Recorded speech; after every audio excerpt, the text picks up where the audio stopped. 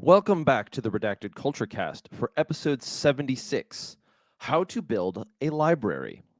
For the let's just say for the gun culture that we live in, we are experiencing, to my joy, the return and reinvigoration of the life of the mind and intellectualism back into these ideas of self-defense, the right to bear arms, decentralization, individual responsibility, and individual capability. And one part of that that stands out, or one element of that, is the information that we have access to, as well as our ability to evaluate information. And one way that this has traveled throughout history, this very concept, is in the form of a library. Now, for at least the traditions of the West, having a personal library has oftentimes been seen as sort of a status symbol. However, as both the ability and materials to produce both printed books as well as information through things like globalized economies and the internet have proliferated people's access to information, it means that in our day and age, perhaps more importantly than having access to information, because that's already almost a given, is the evaluation of information. Just because I can read a piece of data or I can talk about a certain thing doesn't mean that I really understand it very well. There's an old adage that goes something like, the only way, or that a mark of being well understanding in a subject, or an example, it's not even a mark, something that could be said would be something like this: a person has mastery, or a reasonable mastery over a subject when they're able to explain it in the most simplest of terms. And while this does make sense in some ways, for example, if I can explain it to the casual, which is probably not, probably more derogatory than it's intended to be. If I understand something, a piece of information, so well that I can explain it to the common man, that would be seen as a mark of mastery. There are disagreements to be made there, but I think for the duration of this episode, I think we're going to hold that principle, or that idea, sort of in tension with the ability to evaluate information as a whole. So let's start with the question, or before we get into how to build a library.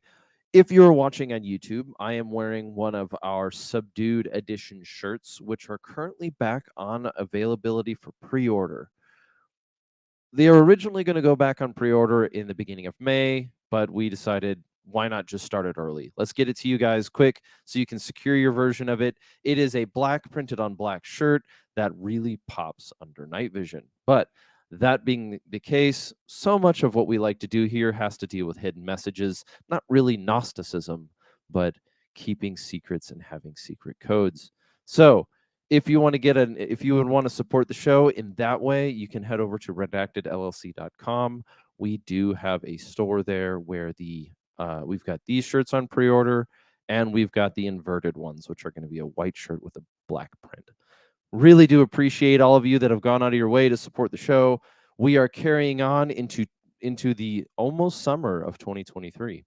But without further ado, let's start with a little bit of a story. And I get to tell for once, well, not for once, but I get to tell a story about myself. How narcissistic, right? I think it was in 2014 when I really started reading. And so if that can be any sort of encouragement, I didn't start reading when I was really young. It was sort of as an adult where I developed this desire to read more literature, especially older literature, and to try to keep track of not only what I read, but what I took away from those books that I was able to read. An early example of it would be, I think it was in 2015 or 14 where I first read Atlas Shrugged. It would have been 2015. And there was a couple of other books that were very instrumental in driving my path forward from there. But at the ripe age of 24, I was uncertain as to I didn't have any really good guide into how to build a library, which actually worked out for the better. Um, not to be in conflict with what we're doing now. And if you're watching on YouTube, you can see I have on the screen what looks like an Excel spreadsheet, which is actually just using a Google Docs sheet, a Google sheet, whatever it is, so that I can access it from my phone, I can access it from my computer. And I started keeping a track of 3 types of books: books that I wanted to read, books that I had read, and then books that I'm in the process of reading. And then as that continued, I started realizing that I had to have better ways of categorizing them. And so because I had something like this that's a live document, something like a Google Sheets or like an Excel spreadsheet where I could input information as I was going, I started tracking different things. And in some ways, you may have heard the phrase, what gets measured gets managed. That has been instrumental in the continuation of reading. Even though I haven't kept up at the same pace throughout all the years since, because this is almost a 10-year-old document now. I think we're at like 9-ish, 8-ish, 8 sometime, because it's 2023, technically started in 2014, so that would be, well, whatever. But what you see is that I have just an example, a snapshot of things, of you'll see on the notes side, or what I do in this one is that I really document like 6-ish things: title, author, when was the date that I last or first finished the book, when did I actually finish reading it. And that's where that measure manage thing comes out of, where I get to keep track of how many books I've read that year. And then I classify them as a type, a subject, a topic, and then notes. Now, the terms type, subject, and topic are very subjective. There are certain ways that you can document books. Certainly, you can go to like a library or even a bookstore and stand in fiction versus nonfiction, history versus sociology, and so forth. And I was willing to use those categories to um, sort of inspire or drive my own interest in study. But if you read one book, oftentimes they're going to reference another one, and that led to a pathway of deciding which additional books to read. Let's just say there was a subject that I was interested in reading on. In this example you have here, on if you are watching on YouTube, there's a category under type referred to as masculine development. And at the time when I started reading, I think it was the page "The Art of Manliness," which is run by a character by the name of Brett McKay, had some influence over me in looking at books that I wanted to read and how I wanted to what I was hoping to gain from them. It wasn't so much that I was looking for a book, quote unquote, to make me a man, but rather that I would be able to pull some piece of information, whether it's a perspective or a premise, out of a book that would be helpful in my pursuit going forward. This highlights exactly what we're talking about when we might ask the question, why would somebody want to build a library? There are various reasons that are given. One of them might be the concern for censorship. You might want to develop a library of books that you think that might get banned or made difficult to find in the future. Allergy season's about to make me sneeze. I'm going to try this out. But you may want to be pursuing have a category or a section of books. Yeah, there it is. You may want to have a section of books that hold a certain value to you simply because of their controversial position, or the possibility of them becoming very difficult to find. And with the age of the internet, I don't really see this as much of a consistency, because one of the things that the internet has so effectively done is decentralized so much information, so that it makes it very, very, very difficult to ban things. This might actually be excuse me.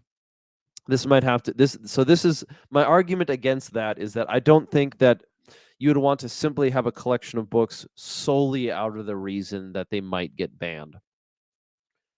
Whew. Allergies, geez. However, that might still have some influence over certain books that you prioritize in acquiring earlier than others. Something that I would recommend not doing is I would very, very much so recommend. I would not. I would advise and caution against acquiring a large amount of books very, very quickly. It oftentimes produces this sort of result where you have so many books on your shelf to read that you become paralyzed in choosing which ones to read next. Rather, with every year, and every or maybe start it, if you were to start collecting a library now, for every year, pick a subject or a series of subjects that you want to focus on, and then slowly but methodically add books to that collection, making a rotation as you go. So what that looks like is, in the year 2022, I chose to read primarily left-wing literature regarding civil conflict, violence, and civil war. And as a result, I would pick up one or two books, read through them, and by the time I was getting through the first one, I was already getting ready for the next book to be purchased. And that way, I had this kind of revolving growth pattern. And by the end of it, was fully willing to get rid of some of those books. What you're going to do is you're most likely going to undergo a process where you acquire you acquire a series of books, and then you choose that maybe this one isn't worth keeping holding on to, which, thankfully, because most books come at the cost of less than $20 even for a hardcover, that is a really good place to start.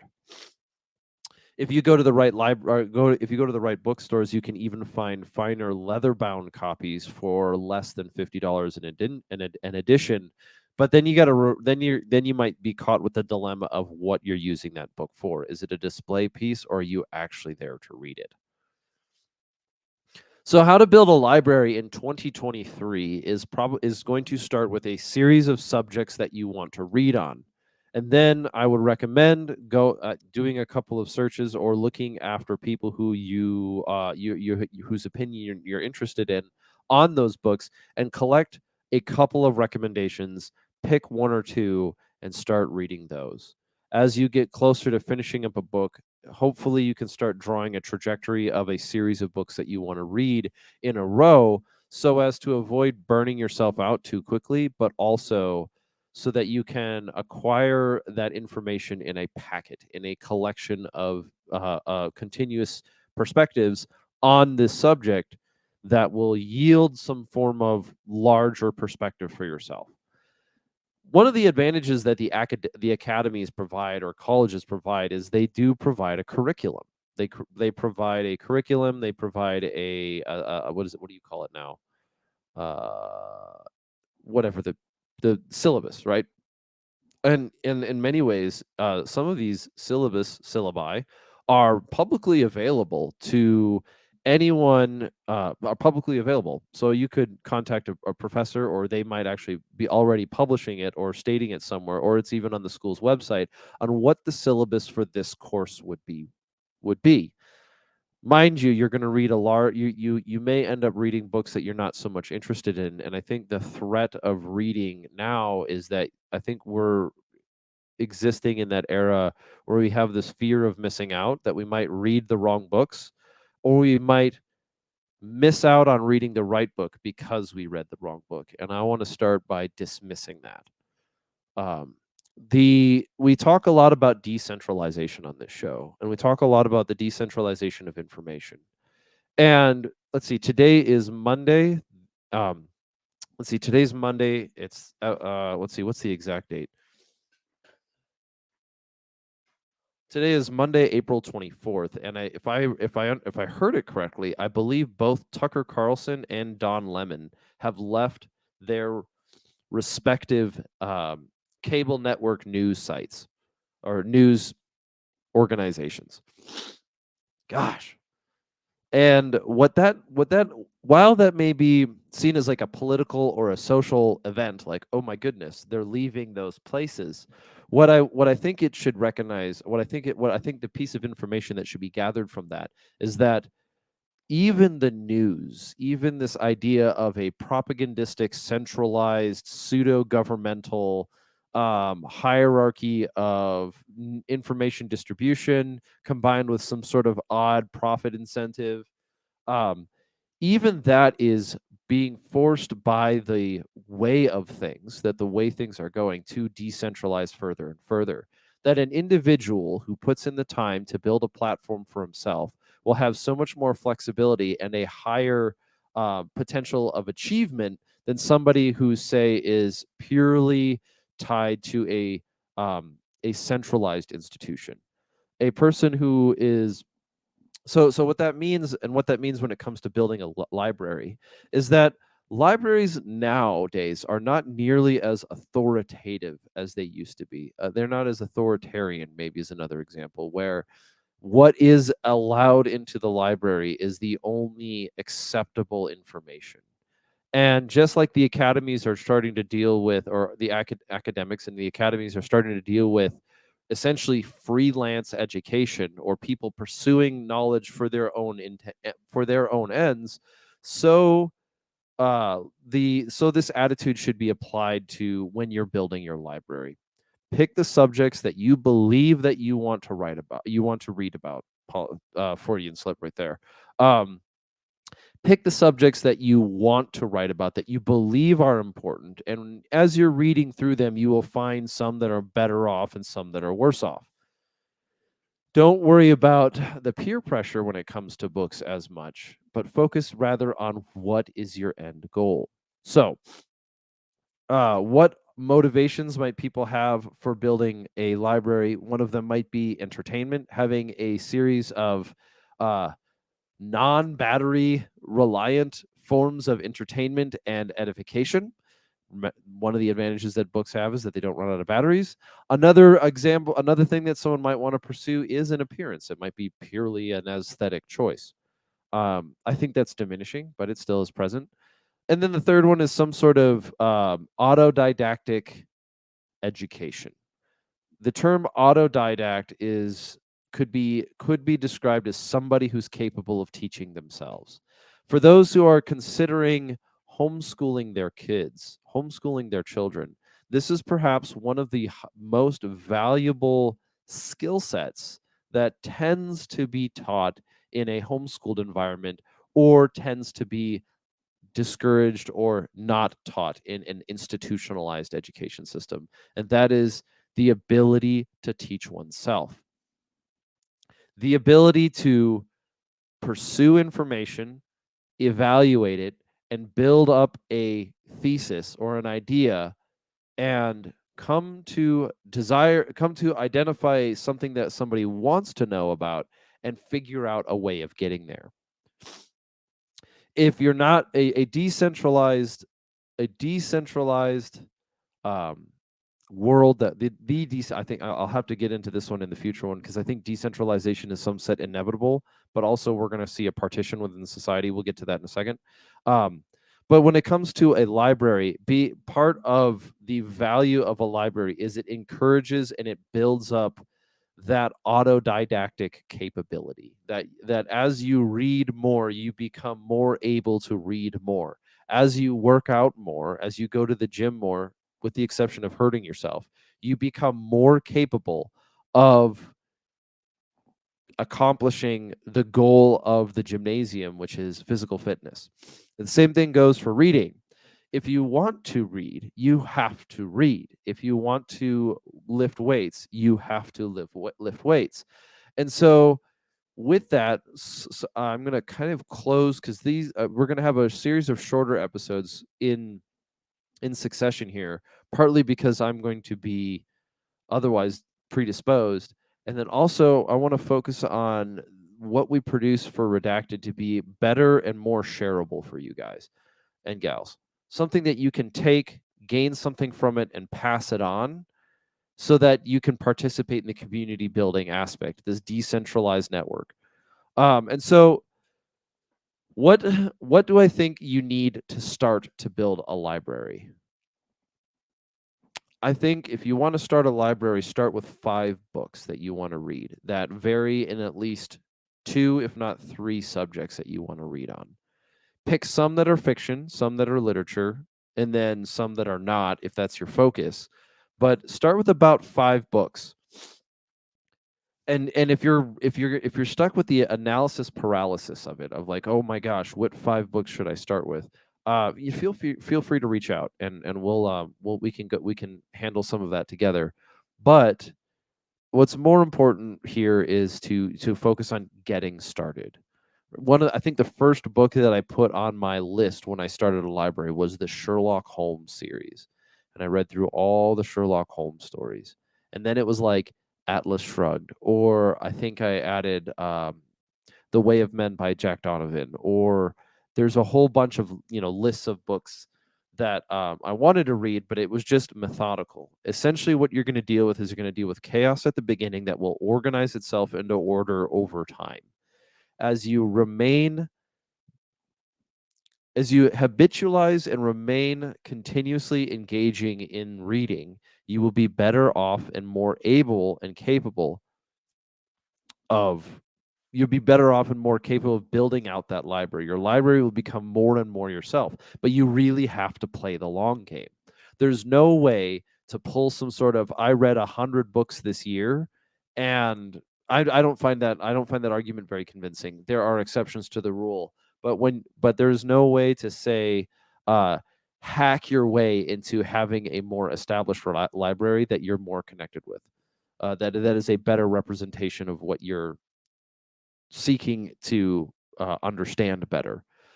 So that's the first one: is don't try to jump in with 100 books. Start with 5. Build a list. You can do it. I have made my library publicly available in the past, and I should find a better way to do that.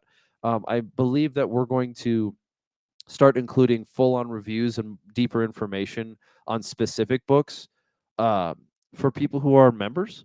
But we're working all that out, so don't feel like you're pressured to get into it too quickly. But I'd recommend starting with 5 books that you've always wanted to read and start there. So that's the first one. Second piece of advice: recognize that you're going to read books beyond your reading level. That's just the way of it. You'll be fine. You'll be Trust me when I say this, you'll be fine. Um, some of those books will be sometimes they will stretch your capability of knowledge. They'll stretch your max capacity, and you'll grow. You'll grow from that. Sometimes you'll encounter something 1 year, and then only a year later, or only after you've read about that concept a couple times, will it really stick. And what we're looking for when we're reading is not that type of knowledge that simply can be concluded in articulation on the subject, but this really deep understanding of the information and how to use it.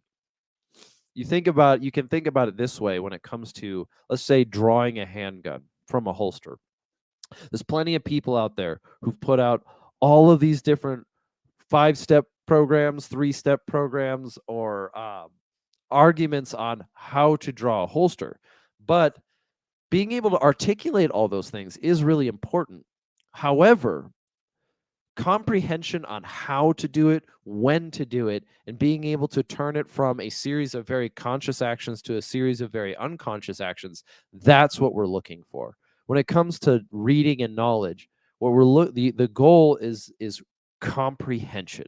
It's not that I just understand what I'm reading, that I can conceptualize it, but I can understand its limits and its claims, its truth statements, and how to better construct my own worldview. So that's 2 points. Third piece of advice: I would recommend, depending on the type of book, whether you're going to get a nicer leather bound and try to use that as a collector's piece, I recommend keeping notes in your book. I prefer to write in the margins, but I do run into problems where I can't remember where it was. And so I'll have to put additional notes in a book, maybe on the inside cover, maybe with a small sheet of paper, summarizing all of the important data points that I pulled from that book. But then I'll also take some of those notes and I'll put them in my database here, so I can be like, oh yeah, page 176 in correlation to this concept, which will apply to this project or something like that. So I want to keep note taking consistent across it, and you will develop your own method of keeping notes. The last thing that I have for advice is be willing to read books that you're going to find difficult, because not only do you disagree with them, but their way of writing is not, maybe their method, their gait or their process of writing is difficult. It's sort of non-conducive to easy reading. An example of this would be I'd recommend reading some of I'd recommend occasionally fitting in something that represents a very strongly opposed viewpoint in a subject so you can specifically identify where you disagree with them, where you will find their ideas preposterous or not even that, or where you find not just hole. It's not, we're not looking for holes, but you want to try to understand them, not in this sympathy empathy thing, but in like, I want to be able to read somebody's writing so that I can try to understand them. And so even if I disagree with them or I think that they're ethically and they are ethical abominations, it doesn't mean that I can't look back on myself and say, how am I doing this kind of stuff? How am I thinking this way? How am I talking this way? And this can come in two different forms. If you're familiar with Atlas Shrugged by Ayn Rand, there's a rather important character by the name of James Taggart. And he's not exactly the protagonist. But it was I've read through the book a couple times, and one more than a couple times, but and one of the interesting times that I read through it was trying to see myself as all of the bad guys in the story. I wanted to see how well I related to their way of thinking. This can also be done with other people throughout history. I know Mein Kampf comes to mind, huh? Not really meant to be a play of words, but it's important that if we're going to be living in this world as men, as free men, we need we it is not even for the even if it's not for the purpose of convincing an interlocutor, we need to be in a position, we should be in a position, in fact we ought to be in a position where we can articulate our moral framework and identify the things about specific beliefs or ideologies that are either morally reprehensible or counterfactual or non-factual. And so this is why I recommend being able to over time stretch your reading capabilities into books that are just difficult to read, sometimes because of the author and sometimes because of the subject. But that being the case, let's summarize really quickly. The world that we live in is growing towards more and more decentralization, and as a result, now is a perhaps better time than ever to start building your own library. Building your own library is no longer this sort of authoritarian approach to information, but rather a continuous daily exercise in strengthening your mind so that you can comprehend information effectively. In order to do that, I recommend a habitual, long form strategy in the development of a library. It's not something that you're going to build in a day, but by the time that you're 2 years in, 2 months in, or 2 decades in, you'll be able to look back and keep a record after keeping a record of what you've read and what you've pulled from it. Go back and pull that information off into useful and even edifying concepts. The second thing about the second thing about building a library is that you should start small and build from there. And finally, as we come into a conclusion here, the value that a library will bring in your home or in your world it might have to be mobile and it might have to be small, is you're really looking at a long form victory. You're looking at something that you're looking at trying to improve your mind's ability, your personal ability to evaluate information, to understand what things that you do believe, to build your worldview, to understand your framework, to see the world for what it is rather than what you simply want it to be. So, in conclusion, this is episode 76 of the Redacted Culture Cast. If you want to head over to redactedllc.com, we are still running this pre-order on a series of shirts, including our inverted and subdued series. So, please head over there if you'd like to. If not, we really thank you for your time. Thank you for sharing this. If you're leaving comments below, I really do appreciate how you're helping us out in that regard. That being the case, this has been the Redacted Culture Cast, and we'll talk to you soon.